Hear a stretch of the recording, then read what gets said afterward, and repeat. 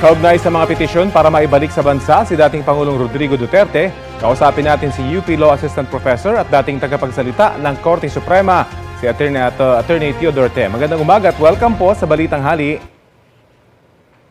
Magandang umaga, Rafi. Opo. Hindi po naglabas ng TRO ang Korte Suprema para sa petisyon ng kampo ni dating Pangulong Duterte. Ano po ba ibig sabihin kapag sinabing failed to establish clear and the unmistakable right for the immediate issuance of a TRO? Sa madaling sabi, Rafi, ang sinasabi ng Korte Suprema dito, walang basihan para mag-issue ng TRO. Ang ibig sabihin ng TRO kasi yung pangmadali ang relief, ano? Ibig sabihin, no, nakabase yan dun sa tinatawag natin na urgency, na may pangangailangan, no, mahigpit na pangangailangan para pagbawalan yung isang bagay. In this case, yung pag-aresto at paglipat sa kanya sa Hague. At ang turing ng Korte Suprema dito ay hindi na ipalabas ng mga petitioners doon sa kanilang application for TRO yung pangangailangan na pumasok ang Korte Suprema. Ngunit ang sinabi ng Korte Suprema dito doon sa mga petisyon ay sagutin, no? Pinapasagot ito.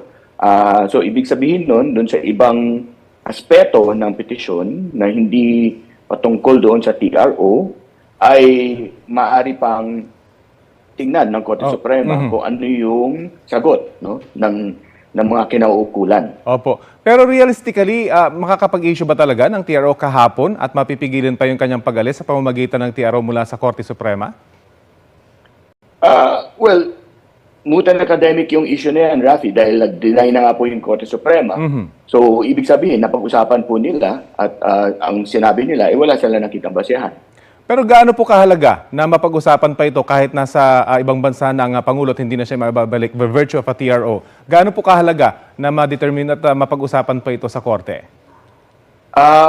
Depende po yan doon sa pananaw ng Korte Suprema, doon sa mga petisyon na inihain. Ano? Dahil ang pagkakaintindi ko ngayon ay may 3 petisyon ang nakasalang sa Korte Suprema.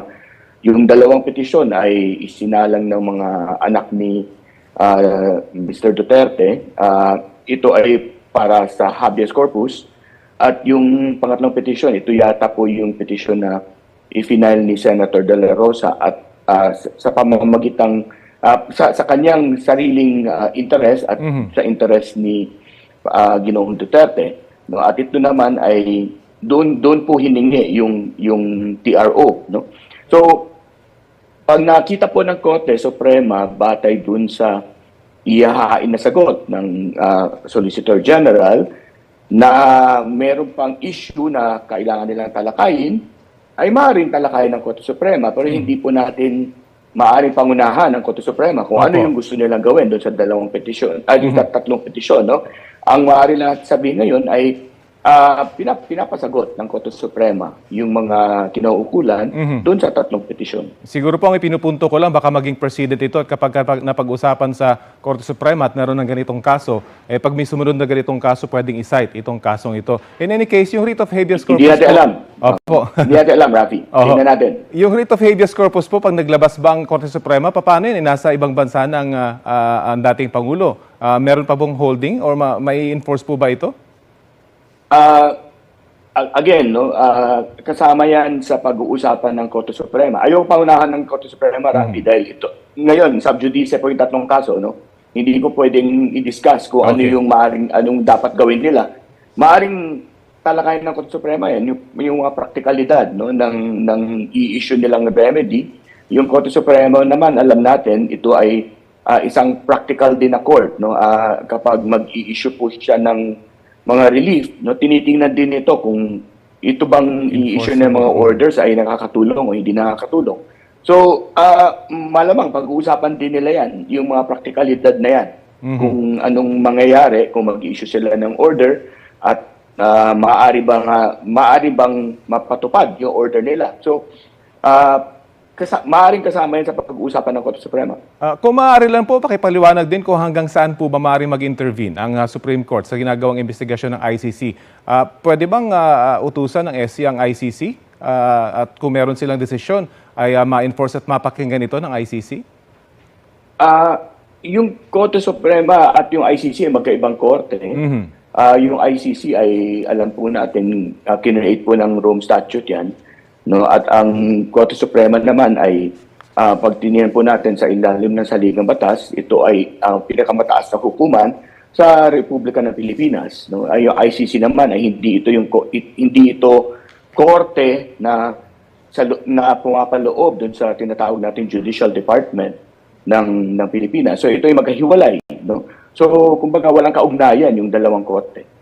Ano po masasabi nyo dun sa sinasabi ng mga taga-suporta ng dating Pangulo na meron namang umiiral na judicial system dito sa Pilipinas at dito lang daw kasi papasok ang ICC pag hindi na gumagana yung ating judicial system? Ano po masasabi niyo roon?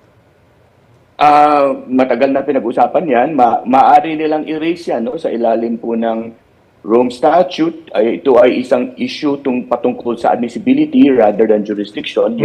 Yung matagal na pinagdedebatihan na complementarity principle, maaari nilang ipakita kung ninanais nila na may kakayahan at may interes na usigin ng bansa si Mr. Duterte patungkol dito sa similar offenses. No? So, again, alam naman po ng mga abogado siguro ni Ginoong Duterte yan na ito ay issue ng admissibility, hindi issue ng jurisdiction. Opo. At hindi pa ito nare-raise, no? Patungkol kay Ginoong Duterte himself, no? Dati po kasi na-erase po 'yan para sa ng Solicitor General para sa bansa, no? Kino-question niya in principle, nag-ruling po yung ICC at sinasabi ng ICC na maaari nila ipagpatuloy yung investigasyon, no? Ngayon dahil naaresto na nga si Ginoong Duterte at nandun na sa The Hague, ano? Ito yung maaaring unang pagkakataon na may ahain ni Ginoong Duterte yung argumentong yan dahil nandun na siya, no? Opo. At sa ilalim ng Rome Statute, meron siyang karapatan na ihain yung argumentong yan. Depende na kung papayag ang ICC doon sa kanya argumento. Isa pa malaking issue yung kaugnayan ng ICC at saka yung Interpol. Idinaan po yung warrant sa Interpol pero galing yun sa ICC na hindi na tayo kasapi. So nasunod pa ba ng gobyerno yung tamang proseso pagdating dito? Yung Interpol ay may koneksyon sa ICC dahil ito ay nagsiserve po ng kanilang mga processes, may kaugnayan po yan. Dahil naman po may kaugnayan sa Interpol. So, iwanan ko na lang po dyan siguro dahil tingin ko hindi naman malaking issue yan. Dahil malinaw naman na tayo ay may kaugnayan at may kaugnayan sa Interpol. At kung ang Interpol ay pumasok, yun po ay trabaho po nila yun. So, iwanan ko na lang po siguro dyan. Okay, maraming salamat po sa mga paglilinaw dahil pagdating sa social media, napakarami na po magagaling pagdating sa legalities. Maraming salamat po sa Attorney